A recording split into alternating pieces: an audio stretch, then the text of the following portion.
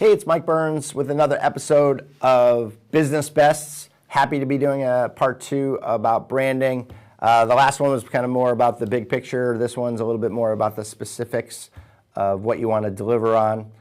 And there are a lot of little elements and a little bit of pieces of the foundation that you build your brand on. Again, it's that perception of the outside world, your clients, your prospects, strategic alliances, and whoever it might be that you're trying to influence. It's their perception that becomes a reality.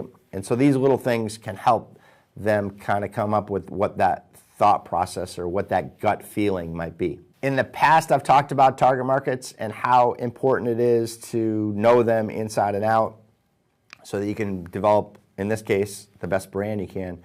But actually, if you limit the types of people that you serve and you have a smaller target audience, that can be part of your brand.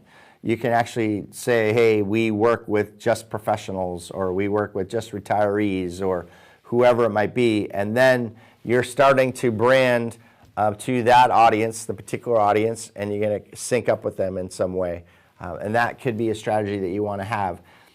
Knowing them inside and out, not just the demographics piece of it, but the psychographics and behavior, like psychographics, how they think, behavioral, what are they doing every day, inside and out. If you know those types of things, we've talked about in the past, like having, with the target market, coming up with a persona, of thinking of who that person might be, and actually kind of maybe even creating a fake name for that person. I've been in some offices, they have a cardboard cutout of a person, and that they try to put all these like sticky notes almost on this person and start to influence who they shape who that person would be, and that's the ideal target market. And then that person then that they're visualizing in the office then in turn influences them. So an exercise you don't have to do, but that could be important to your branding and how you come up with the messaging and who you're trying to get to and who your message is going to sync in with.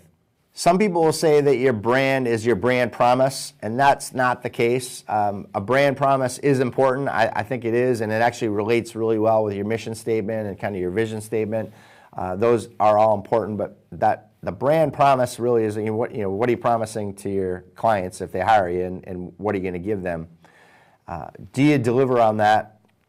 Is it a true statement or a false statement? And what is that? And then actually, is that the most important thing too? Like, you might come up with what your promise is, but there might be another reason that your clients work with you. So, we deliver peace of mind might be what you're thinking is your brand promise. But there might be some more specific wording. A widow might think, I'm all alone, and when I work with you, I don't feel like I'm all alone. I can feel like I'm being taken care of. So peace of mind might be that brand promise that you came up with, but the wording of your actual clients and your target market might be slightly different. And so pay really close attention to how they feel, what their gut feeling is, and what they're conveying as your brand. So that promise is going to basically convey a message that's saying, hey, this is what we're going to deliver on with our clients. And that's important, but you actually want to also come up with kind of your values. We've talked about core values in the business planning videos. Your brand promise and your mission statement kind of align really well, but those like brand values are really important too. And you could come up with a list of 100, maybe 200 of them. And I would do that with your people related to your brand, but actually you should probably kind of have, your company's big enough, have everybody represented with all the different departments and have them come up with their own lists. A little bit of this is they do it on their own because they all have different viewpoints and they come with different perceptions themselves of what your brand is. So it's important to capture that, but then at some point bring them together and have them brainstorm and give feedback, and make sure when you do some exercise like that you don't have one personality dominating. Sometimes marketing people are really dangerous in those rooms because they are the ones that have such strong opinions and have a little bit of a I know it all syndrome because that's their specialty and that's what they've done for years and years. But that person might not have the right idea. They might not have that really good brand value or the wording to describe it. And so a really good marketing person will be a listener. They may facilitate the conversation, but they will be a listener and getting all that input and letting it sit, let it resonate a little, and then come up with a strong opinion on the different things. And you actually can test and learn too once you figure out some of these things, and we can get into that in a little bit. The next part of that business planning piece, your core values, it's really about culture, right? And the business planning piece of it, and what's the culture of your organization, and then how does that tie into like the tone of your marketing and your brand? What are those things that you're going to try to bring up to the surface with the outside world? How do you want them to feel about you? And one, you got to set that tone internally. You can kind of just force it down people's throats, but the same thing, they could kind of come up with their own things within your organization. So you can do a very similar exercise and say, hey, what's important? What differentiates us from the outside world? Where else have you worked? So it might be like a very professional environment, or it might be very friendly or caring, or there's different categories of values, and you're going to want to start to figure out what are the core values, and then they do not have to be identical, but a lot of times that's nice if the core values that you're coming up with from a business standpoint translate to your brand values, because then there's not a disconnect. You know, there's truth behind the words when you start to put out marketing messages and such.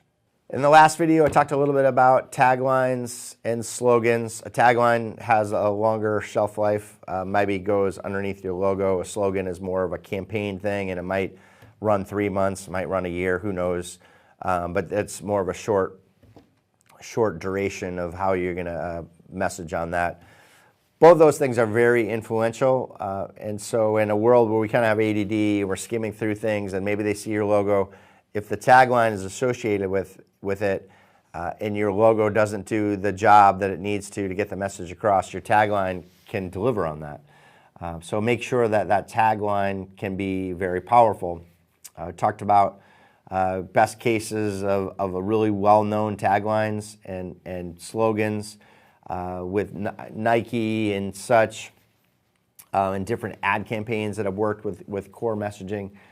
What's the purpose of it? Are you trying to attack a bigger competitor to get market share, or are you trying to have world dominance? Just joking, but what does it look like? What are you trying to deliver on?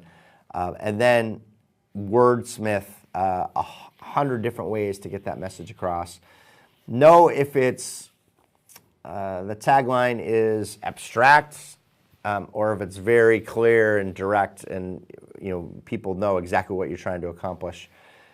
I will say people that do not have a ton of dollars on branding, those abstract things might get too abstract. So if there's no awareness at all, and there's not going to be more dollars spent, so this is constantly dripping on people, you might want to steer clear of that abstract type of messaging and get to something that's a little bit more specific. And that actually can hold true with even names of companies. So if you think of the way that people have named themselves, is it clear what they do? Is it consistent with every other competitor name, or is there something that stands out? A lot of times I'll hear a lot of cool companies, but I have no idea what industry they're in and what they do. So those companies are going to have to market a lot. They're going to have to spend more time on the sales side, and people are going to have this wholehearted approach to explain what the company name is. If you do have an abstract company name, maybe that is where the tagline piece can come in. Avoid the acronyms and initials, IBM, MIT, those things that you just knew instantly. They spent a lot of dollars and a lot of effort for people to kind of know what those are.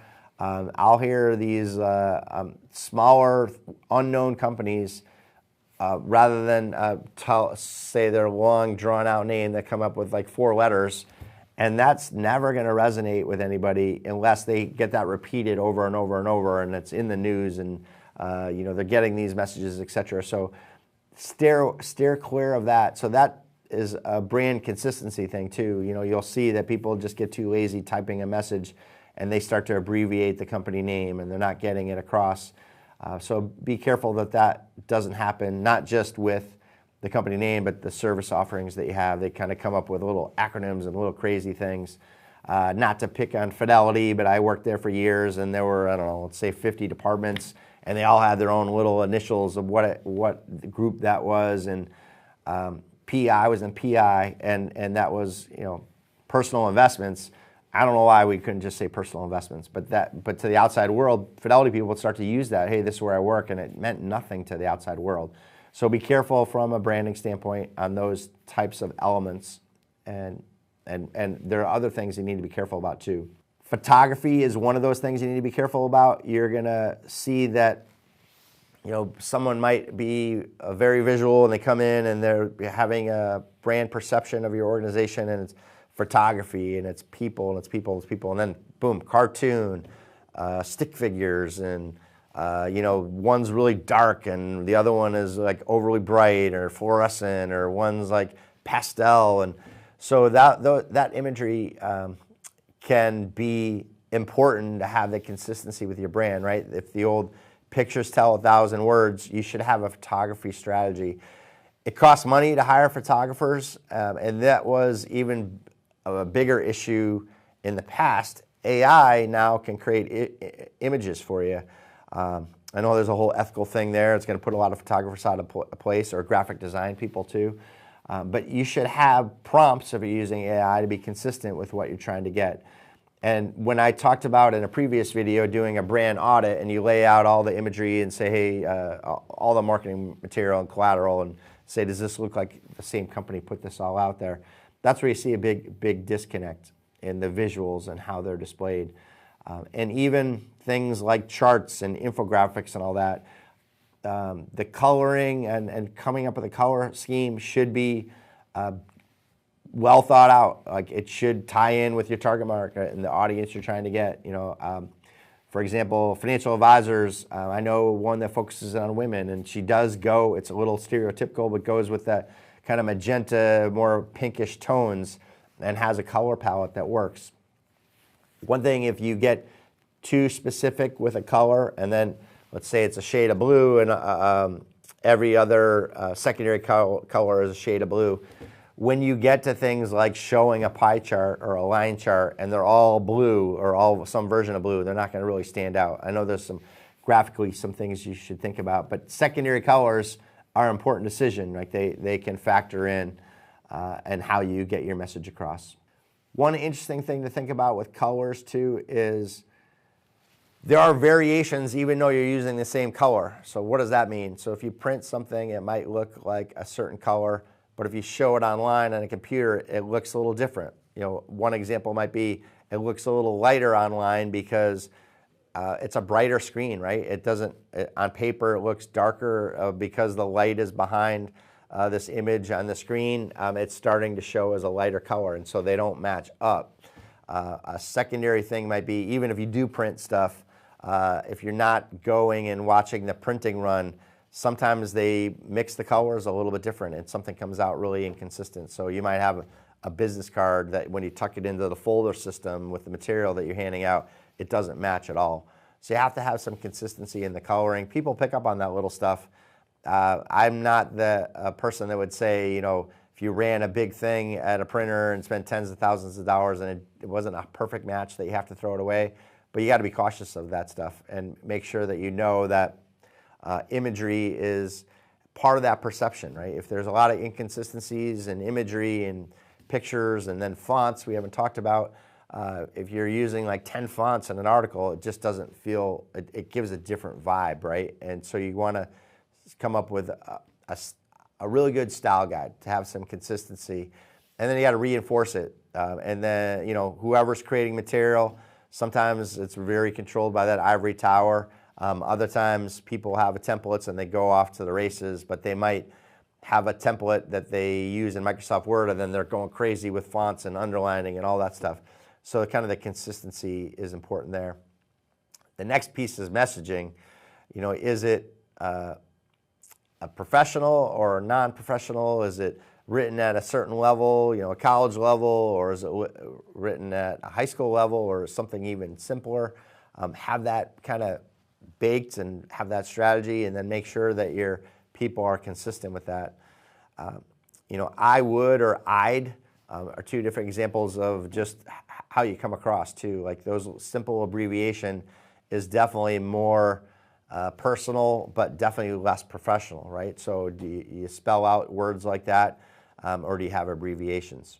One thing I forgot to follow through was core values I talked about, and then I talked about like kind of the promissory things that your brand is going to deliver on. But one of the things that you want to talk about are your brand pillars, and they kind of relate, but just say, hey, these are the most important pieces of our brand that support those bigger things. And then make sure that that's documented, and make sure that everyone that's communicating is consistently knowing that those are things that we need to hammer home in every kind of touch point, right? And so that they can start to figure out if they have somebody sitting across from them, or they're sending them an email, or they're doing a direct email campaign, or they're doing digital advertising. Those brand pillars, are they something that could go consistently into all those pieces?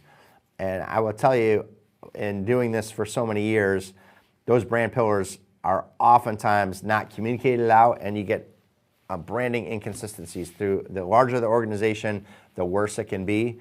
And so it takes an effort. And I think the most successful firms are not the ones that police it, that you kind of get your hand slapped or do something wrong. I think the ones that are more successful are that, hey, here's why we're trying to accomplish this.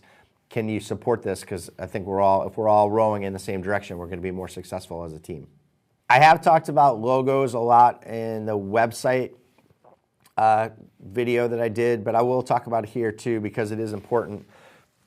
If you have a logo that is long and flat, it works well on letterhead. If you have a big, if you're looking on a laptop and your website, the long, skinny one will work. But if you start to look at things through a smartphone and things go this way and it's long, guess what? It's going to be shrunk so much that you're not going to be able to read it well. Or you start to use that logo and you put it in the social media profile, and by the way, that's a circle. And so now the long and skinny thing makes it look so teeny to get it across.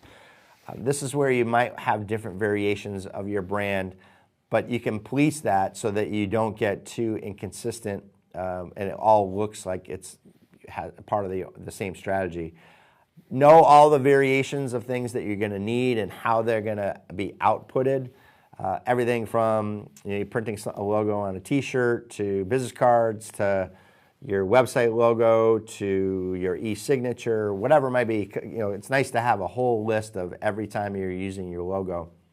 And then think of every channel that you're going to use that goes to the outside world, and come up with reverse engineer a strategy that will work for every single one of those situations.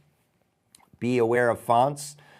Starting with the logo, like if you can't read the font when it gets shrunken down, is it worth being in there? Same thing with the tagline. If it gets too small, is it worth it? So maybe sometimes it needs to go, and so you have to have variations of your tagline. Not variations of your tagline, but variations of your logo with and without the tagline. And just be aware that a tagline, the shorter it is, the more likely it's going to be able to work in those different types of formats. It's nice to have a marketing person working on branding, because they can think of every variable and how one little decision impacts all different types of things. So I've said you want to be consistent. You want to use the same messaging over and over, so those brand pillars, whatever they might be.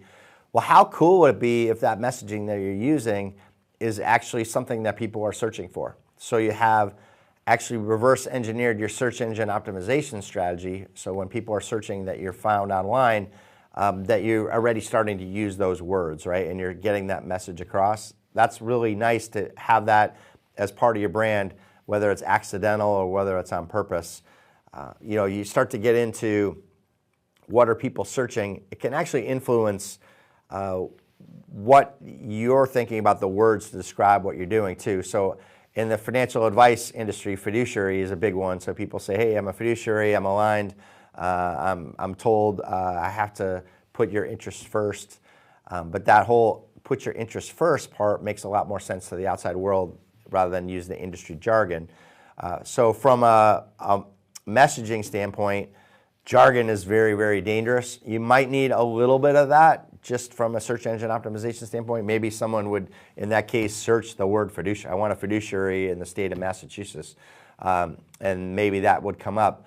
But they might not be thinking that way. They might be searching something else. So let search engine optimization and all those keywords maybe influence your brand, and that maybe is some extra insight that you hadn't thought of in the past. If you have Google Analytics, there are a lot of good analytic tools out there for your website. Do the research and see what's working, what's driving traffic, and what are those most popular websites too. What pages are getting the most search results? Are they coming up organically, or are you actually promoting them? And that's good to know. But if it's organic, what are those things on that page that people are finding and of interest? So know the more you know about the science of marketing, the better your brand might become. And that brings up something I forgot to say too, is sometimes less is better.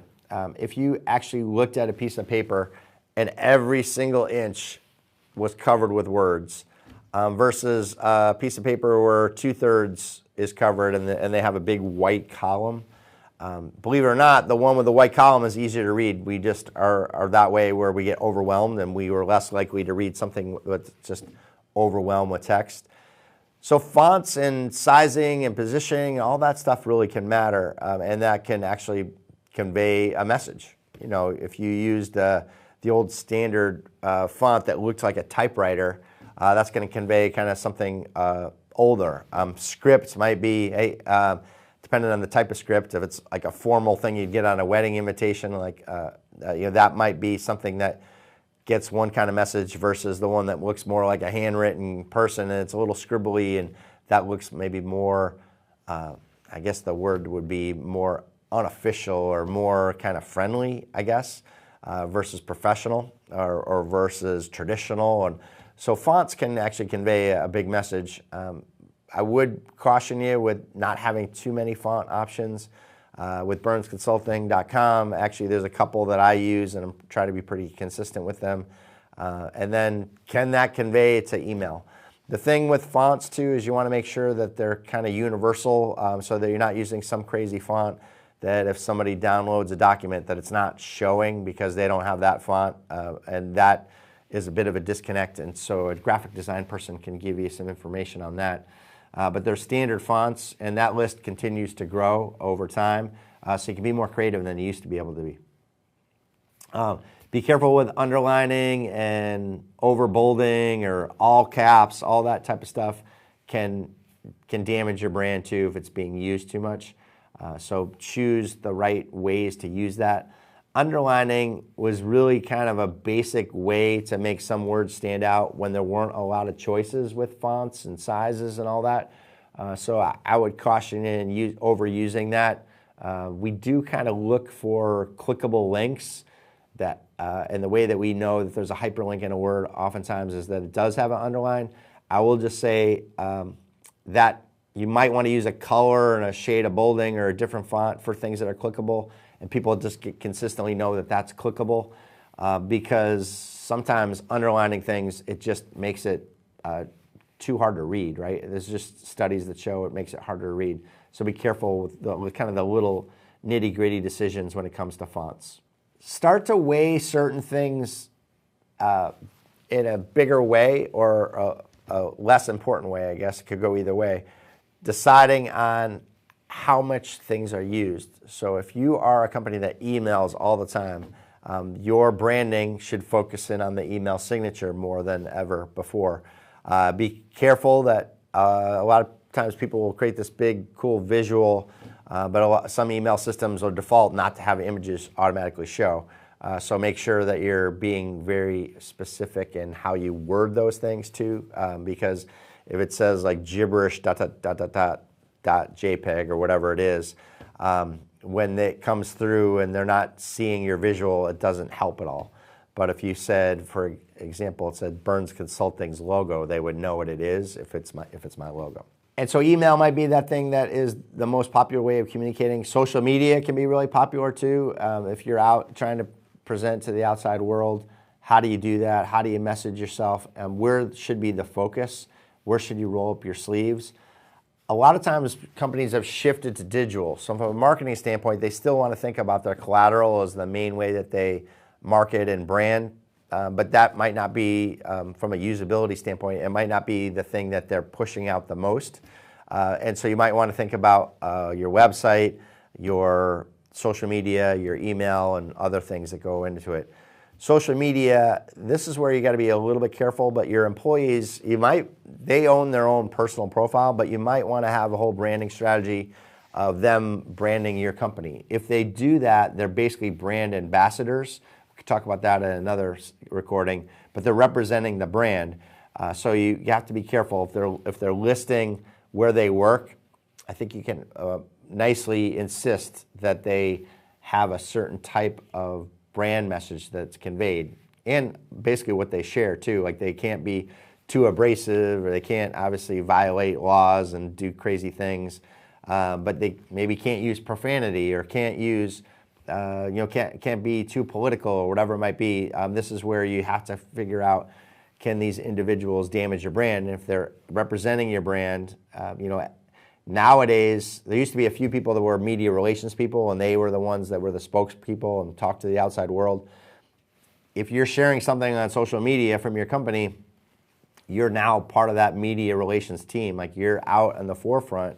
And so those people need to, one, be trained, but they also, from a branding standpoint, this is where you can get in a lot of trouble. So social media should be a focus of your branding strategy. There should be kind of some rules of the road, what to not do, but you should also have best practices, right? Like, these are the things we want to consistently push across, and this will represent our brand really well. Related to that, one of the things that makes companies differentiate themselves really well with branding sometimes is the people that work there. Think about a strategy and how to enhance the personal brand of these people. It could be that you have a professional headshot day and you help them look really well, and you kind of nicely insist that they use these images on certain things like LinkedIn, for example, because it's more professional. Maybe you have a graphic designer help them with what those cover images types of things are, and you say, here's a whole bunch of things that are off the shelf. If you want to do something that's more customized, you can work with us and submit it, but at least kind of give them a strategy of what you're trying to do and what you're not trying to do.